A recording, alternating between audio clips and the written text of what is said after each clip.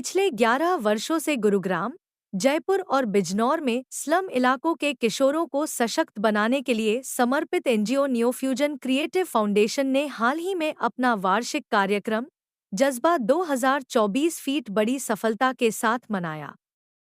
यह कार्यक्रम छात्रों की अद्वितीय प्रतिभा का एक जीवंत प्रदर्शन था, जिसमें कई प्रस्तुतियों और एक सुंदर चित्रकला प्रदर्शनी का आयोजन किया गया, जिसने सभी उपस्थित लोगों का दिल जीत लिया। कार्यक्रम की शुरुआत गुरु स्वाति सिन्हा के मार्गदर्शन में एक शांतिपूर्ण गणेश वंदना से हुई। इसके बाद दर्शकों को नाटक दुआ बद्दुआओं के बीच प्यार और दुआओं का सफर ने गहराई से प्रभावित किया, जिसे पंकज गुप्ता ने निर्देशित और अविनाश कुमार ने कोरियोग्राफ किया था। इस शक्तिशाली प्रदर्शन ने किन्नर समुदाय द्वारा समाज और अपने परिवारों में स्वीकृति पाने के संघर्षों को मार्मिक ढंग से प्रस्तुत किया। यह नाटक सामाजिक न्याय और समावेशिता पर एक गहन टिप्पणी के रूप में सामने आया, जिसने सभी उपस्थित लोगों के दिलों को छू लिया। न्यूफ्यूजन क्रिएटिव फाउंडेशन ने किन्नर समुदाय के कई सदस्यों, जिनमें गुरु मां शिल्पा चौधरी भी शामिल थीं, को उनके साहस और समाज में उनके योगदान के लिए सम्मानित किया। जज्बा 2024 का एक महत्वपूर्ण आकर्षण प्रतिष्ठित काका हाथरसी पुरस्कारों का वितरण था। पिछले 8 वर्षों से न्यूफ्यूजन ने पद्म श्री काका हाथरसी जी की जयंती और पुण्यतिथि के अवसर पर इन पुरस्कारों का आयोजन किया, जो न केवल उत्कृष्ट उपलब्धियों का सम्मान करते हैं, बल्कि युवा मनों को अपने लक्ष्यों की ओर बढ़ने के लिए प्रेरित भी करते हैं। न्यूफ्यूजन की संस्थापक डॉक्टर अनुभूति ने साझा किया कि इन पुरस्कारों की स्थापना छात्रों को प्रेरित करने और काका जी के जीवन और कार्यों के बारे में जागरूकता फैलाने के लिए की गई है, ताकि नई पीढ़ी उनके उज्जवल जीवन से प्रेरणा ले सके। इस वर्ष काका हाथरसी शिक्षा पुरस्कार गुरुग्राम की वर्षा दास को उनके सराहनीय शैक्षणिक करियर के लिए प्रदान किया गया। काका हाथरसी प्रेरणा पुरस्कार, जो मैजिक क्रिएशन द्वारा प्रायोजित था, रेशमा को उनके शैक्षणिक और प्रदर्शन व दृश्य कला में असाधारण विकास के लिए दिया गया। इसके अलावा काका हाथरसी शिक्षक पुरस्कार बिजनौर की श्रीमती अल्पना देवी को उनके स्कूल में उत्कृष्ट योगदान के लिए दिया गया।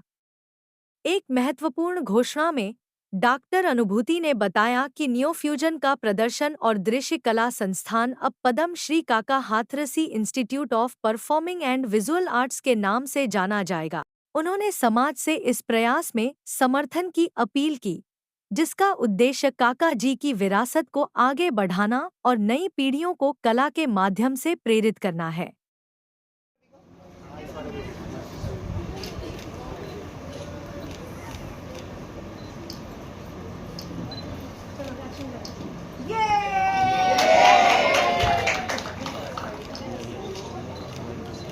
Thank you. Ready?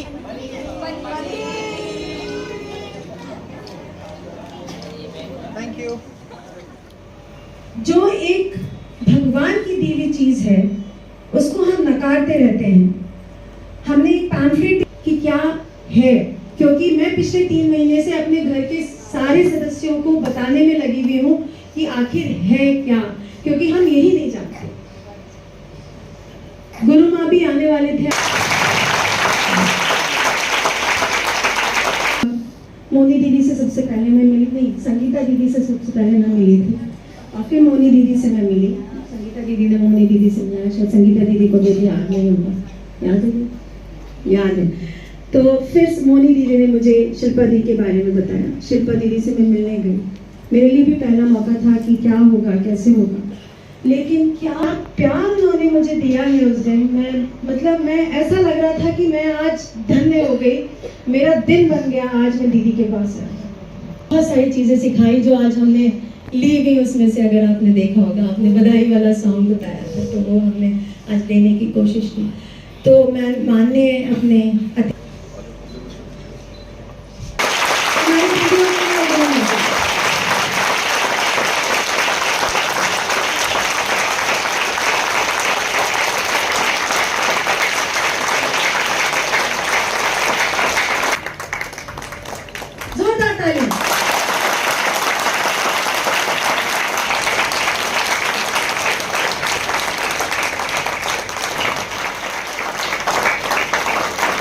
हमारे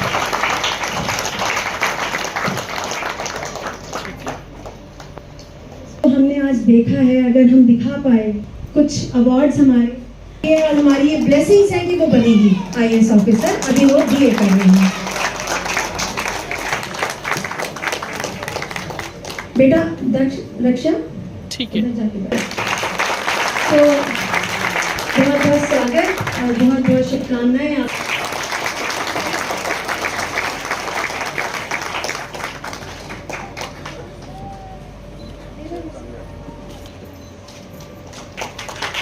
राशि बहुत छोटी सी है, 5100 रुपए की, लेकिन हमारा एनजीओ है।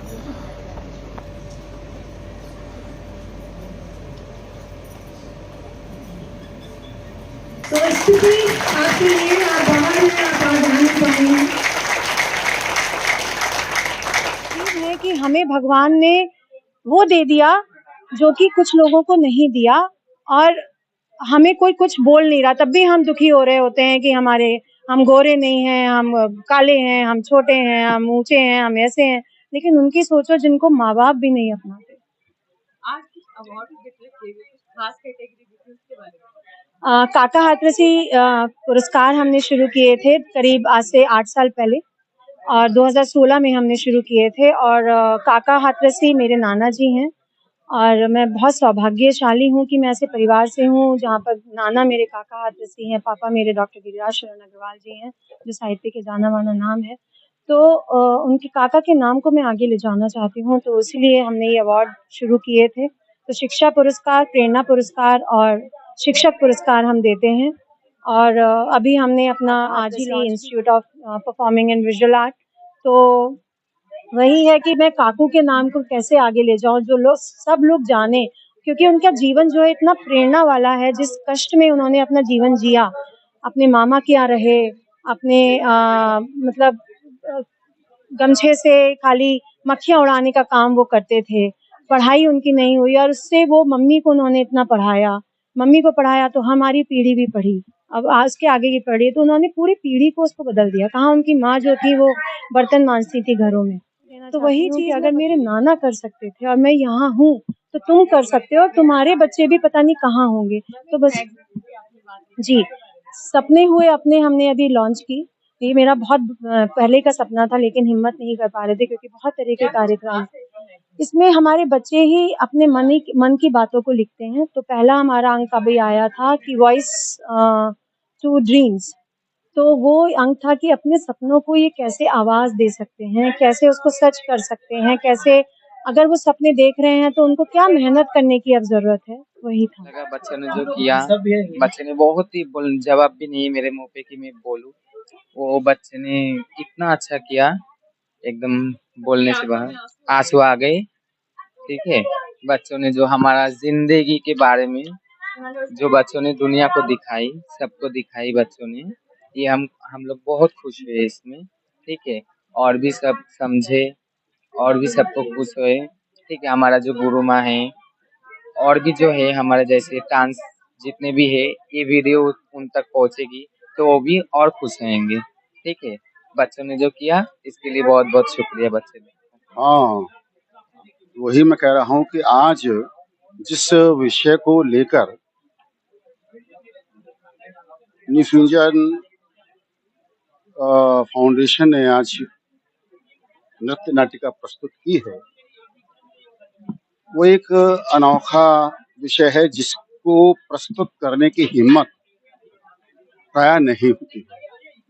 हालांकि आज किन्नर विमर्श हमारे साहित्य का एक विषय बनता जा रहा है, और बहुत सारे उपन्यास भी किन्नर विमर्श पर लिखे गए हैं, लेकिन वे अभी सुप्तावस्था में हैं। मंच पर उस करना, बात को और हिम्मत के साथ प्रस्तुत करना और बच्चों के द्वारा प्रस्तुत करना एक अद्भुत था। और आपने देखा होगा कि हम सब लोग जो दर्शक थे वो तो भावुक थे ही, लेकिन जो अभिनय कर रहे थे बच्चे वो भी अंत में भावुक हो गए। इसका मतलब यह है कि वो विषय उनके मन तक पहुंचा, और इसके लिए मैं बहुत बहुत बच्चों को आशीर्वाद देना चाहता हूँ और आपको भी, मीडिया को भी, जिन्होंने आज इस कार्यक्रम को सफल बनाने में अपनी भूमिका। जी, मेरा नाम है पंकज गुप्ता और मेरा नाम है अविनाश कुमार। देखिए, जो प्ले जो हम लोग सोच रहे थे, इसमें सबसे बड़ी बात मैं ये कहूँगा कि एज ए डायरेक्टर मुझे डर लग रहा था कि क्योंकि बच्चे छोटे हैं और ऐसा ना हो कि वो हंसी का पात्र बन जाए। तो हमारी पहली कोशिश यही थी कि जो भी वो एक्ट करें, जिस तरह भी उनको ट्रेन किया जाए, उसमें ये निकल के नहीं आए कि वो मजाक बना रहे हैं। ये मैं बिल्कुल नहीं चाहता था। हम लोग अक्सर ये डिस्कस किया करते थे कि बच्चों को ना सही से गाइड करना है, उनके बारे में सही से बताना है। मतलब बेसिकली कहीं ऐसा ना हो कि बस वो एंट्री करें और कुछ उनकी जैसे वो रिएक्शन करते हैं, जैसे वो एक्शन करते हैं, उस पर कुछ हंसे, वो हम लोग बिल्कुल नहीं चाहते थे। और आई थिंक बच्चों ने काफी मेहनत करी, काफी बहुत मैच्योर था। कैसे उसको एक्सप्रेस होगा, कितना टाइम लगा होगा ये दिखाने में? देखिए, लगभग हम लोग पहले हफ्ते में शुरू में 1 दिन मिलते थे, फिर लास्ट मंथ में 2 दिन मिलने लगे, ऐसा करते करते। लेकिन हम लोग क्योंकि प्रोफेशनल्स हैं, हम लोग बच्चों के साथ में काम करते हैं, तो हमें पता है कि किसको कैसे ट्रेन करना है।